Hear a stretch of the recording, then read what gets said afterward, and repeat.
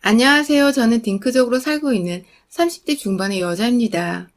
저희 부부는 말 그대로 아이를 가지지 않은 채 온전히 둘이서만 2인 가정으로 살아가고 있어요. 둘 사이에 아이는 없지만 이게 다 합의된 것이고 4살 연상의 남편과 저는 여전히 아이만 없을 뿐 연애할 때처럼 서로 많이 아끼고 사랑도 하고 때로는 친구처럼 정말 다정하고 진하게 친히 지내는 사이입니다. 남들이 딱히 뭐라 하지 않는 이상 지금의 삶에 불만을 가져본 적도 없고 앞으로도 그럴 일은 없을 것 같아요.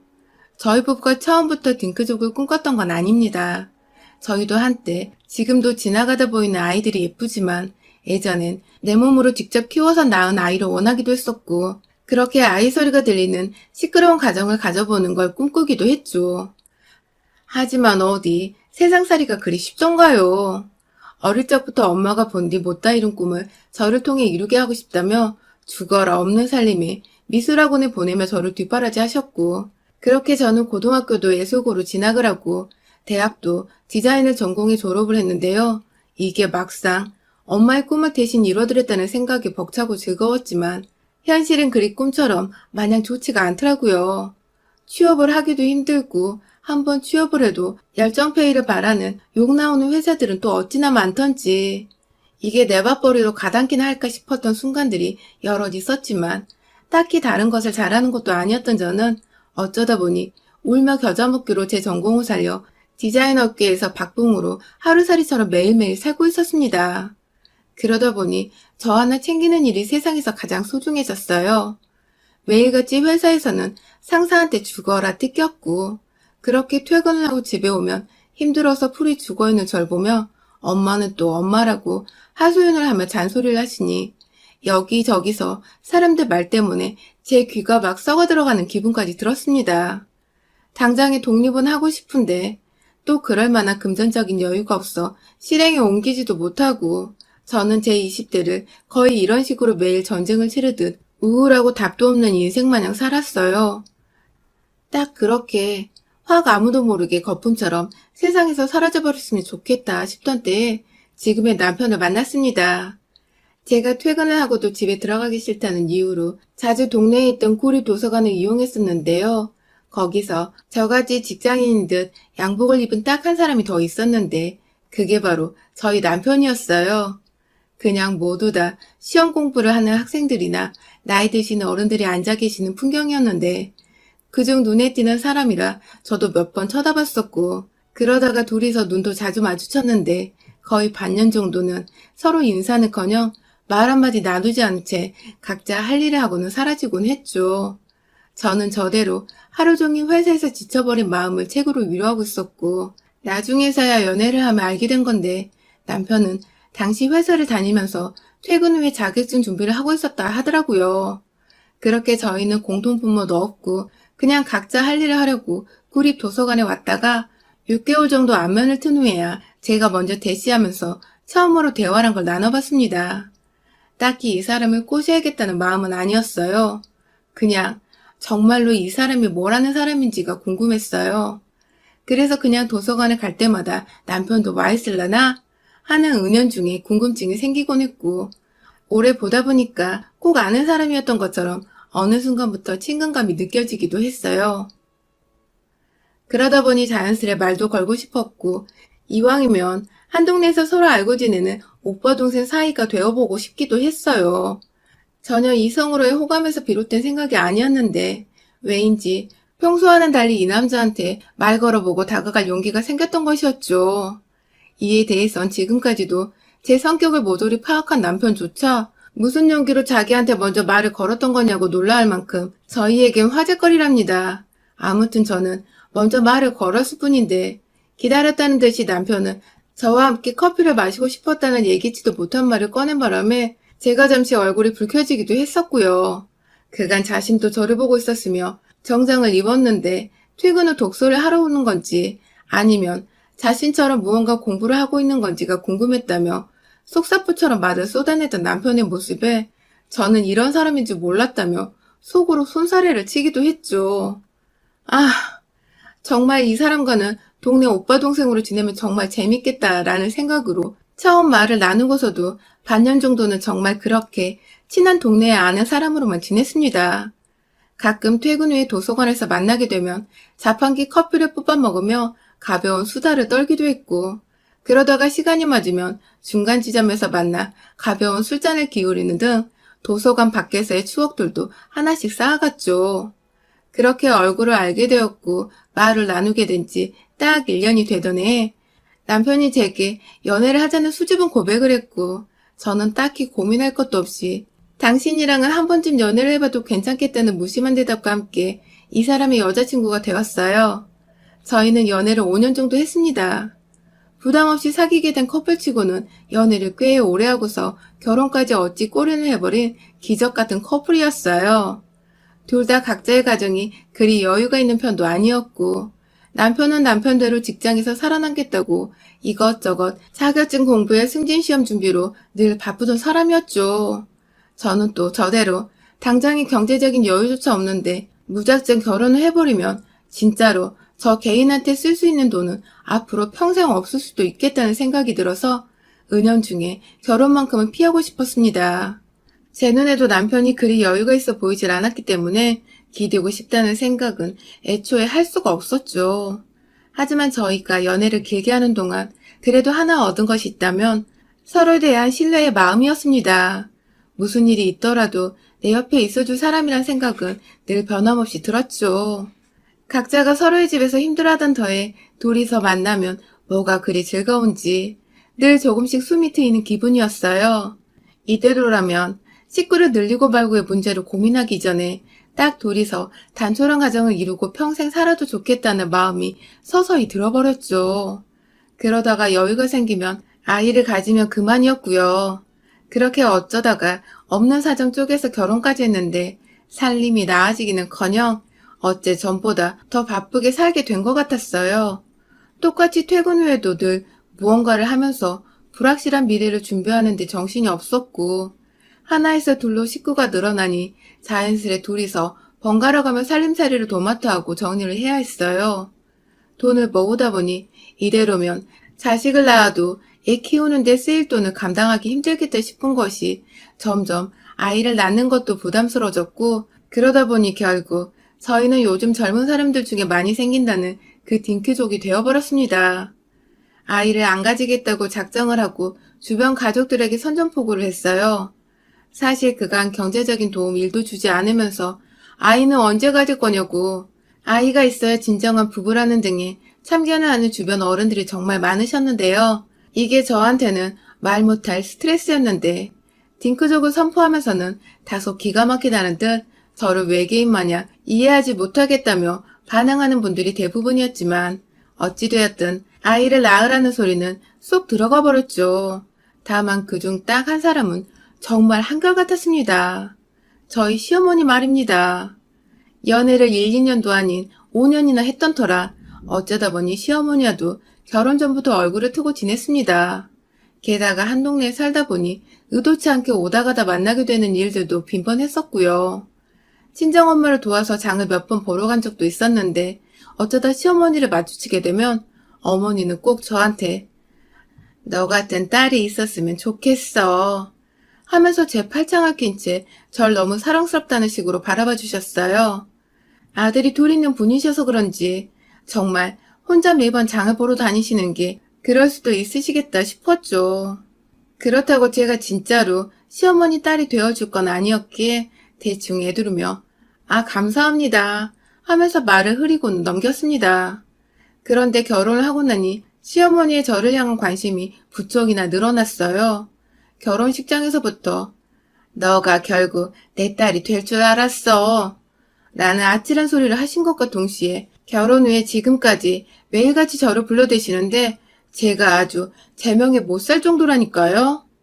결혼 초에 다른 집들처럼 아주 뻔한 스토리로 시어머니 짓을 하셨어요. 딸 같아서 예쁜데 전화를 자주 안 해서 속이 상한다며 전화를 좀 자주 하라는 훈계로 몇 번씩이나 출근해서 바빠 죽겠는데 전화를 하곤 하셨죠. 왜 내 엄마도 아닌데 남편이 아닌 며느리인 내가 먼저 나서서 연락을 드려야 하나 싶어서 처음에는 빈정이 상하기도 했지만 제가 아랫사람이니 이왕이면 먼저 연락을 드리고 문제를 삼지마자는 마음으로 몇 년간 안부 인사도 꼬박꼬박 챙겨드렸고요. 그러다가 빈도수가 낮다고 하도 보채고 신경질 내시는 바람에 제가 결국 뚜껑이 열려서는 그 안부 어머님 아들한테 앞으로 하라고 할게요 하고 전화를 딱 끊었죠.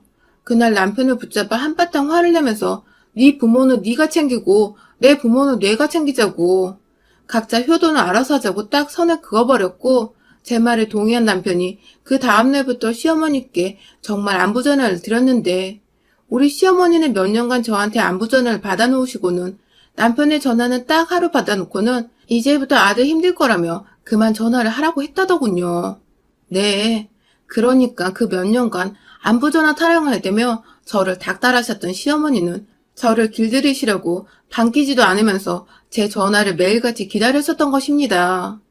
알고는 있었지만 이렇게 단번에 자기 아들 안부 전화는 그만해도 된다고 정리를 하시는 시어머니를 보니 열이 받을 때도 받았지만 애써 쓰는 숨을 쥐어 보이며 참았죠. 해마다 김장철이 되면 김장한다고 불러내는 것도 당연한 일이었고요. 같은 직장인이고 같이 돈 모아서 밥 먹고 사는 부부인데 자기 아들은 힘드니까 아들한테는 말하지 말고 혼자 오라는 경우도 다반사였어요.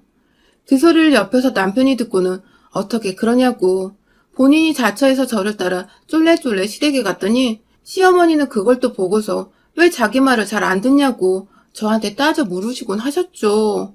그래서 제가 저도 직장을 다니고 저도 힘든데 왜 어머님 아들만 힘드실 거라고 생각을 하냐며 식구들 다 김장하고 있는 그 자리에서 폭탄 선언을 하듯 말을 꺼내니 어머님은 동네 어머님들 사이에서 눈치가 보이셨는지 그제서야 내가 언제 그랬어? 네 생각도 했지 하며 괜히 어색한 웃음을 지어 보이곤 하셨어요. 그 후로도 제가 꾸준히 남편을 데리고 김장하러 가고 남편도 김장하며 오히려 저보다 곱절로 배추를 더 열심히 담그는 바람에 시어머니가 아들 몸 상한다고 또 그만 부르기 시작하셨고요. 그리고 가장 할 말이 많은 제사. 시집을 가니 이제 저는 자신한테 딸이나 다름없다면서 내 딸이 조상한테 정성스레 제사를 지내주면 다들 너무 좋아하실 거라고 제 손을 꼭 잡고는 단둘이서만 부엌으로 들어가시더라고요. 이 집안 남자들, 그러니까 진짜 그날 제사를 지낸 조상들의 후손들은 밖에 가만히 내버려두고 말입니다.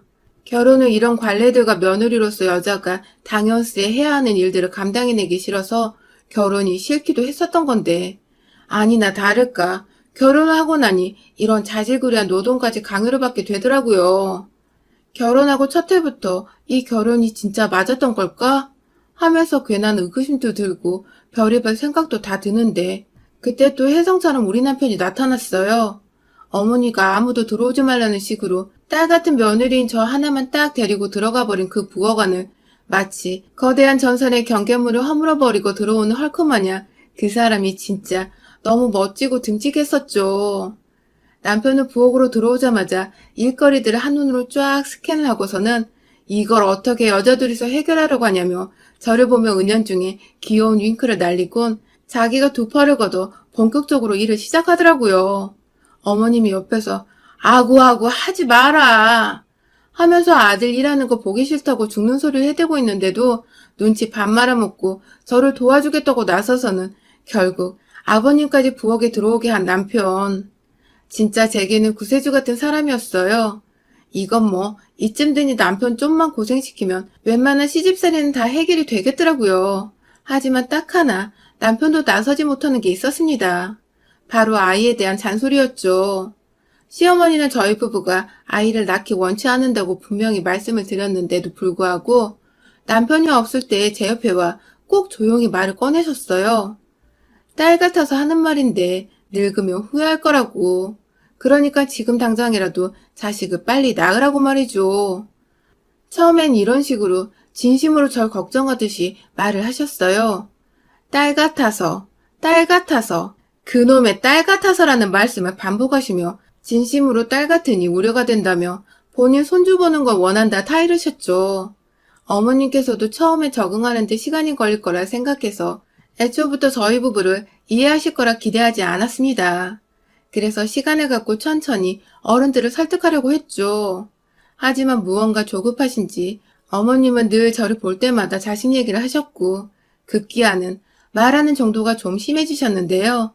퇴근 후 저를 따로 부르셔서 집에서 자식 낳으라 훈계를 두시는 거 기본이었고 하다 저번에 제 직장 앞까지 찾아와서는 예약한 산부인과에 가자며 저를 막 잡아당겨 끌고 가실 뻔한 적도 있었어요.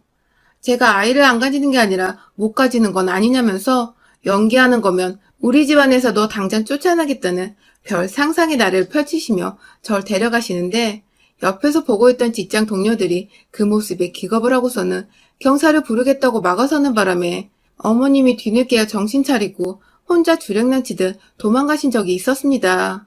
뭔지 몰라도 우리 시어머니가 절대로 예의 바르거나 교양 있고 정상적인 사람이 아니라는 걸 알 수 있었던 대목이었죠. 그러다가 최근에 지난번 회사 앞 난동 이후 처음으로 제게 연락이 오신 시어머니는 오랜만에 맛있는 걸 해주고 싶다면서 저를 집으로 부르셨어요.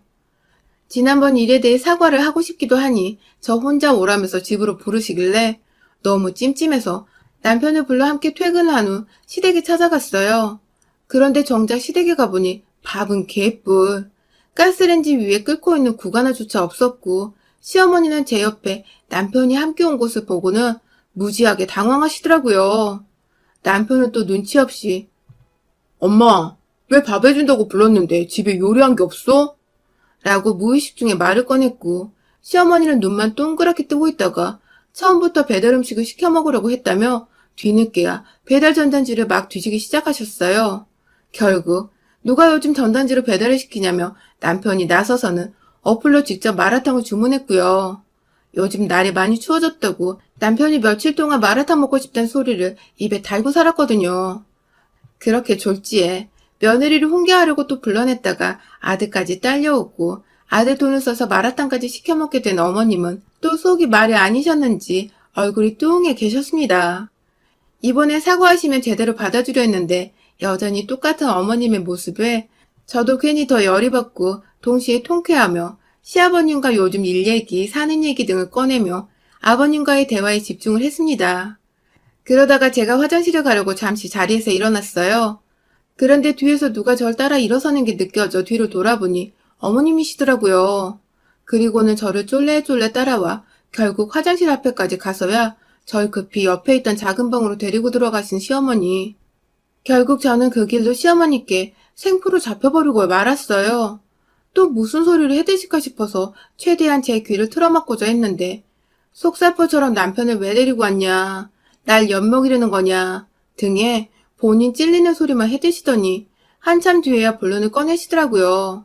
밖에서는 마침 마라탕이 도착했다며 배달원이 문을 두드리고 있고 남편은 자기야 나와 하면서 현관으로 뛰쳐나가는데 전 시어머니한테 꼭 붙잡혀서는 작은 방에서 쥐도새도 모르게 시어머니와 마주보고 서 있었죠.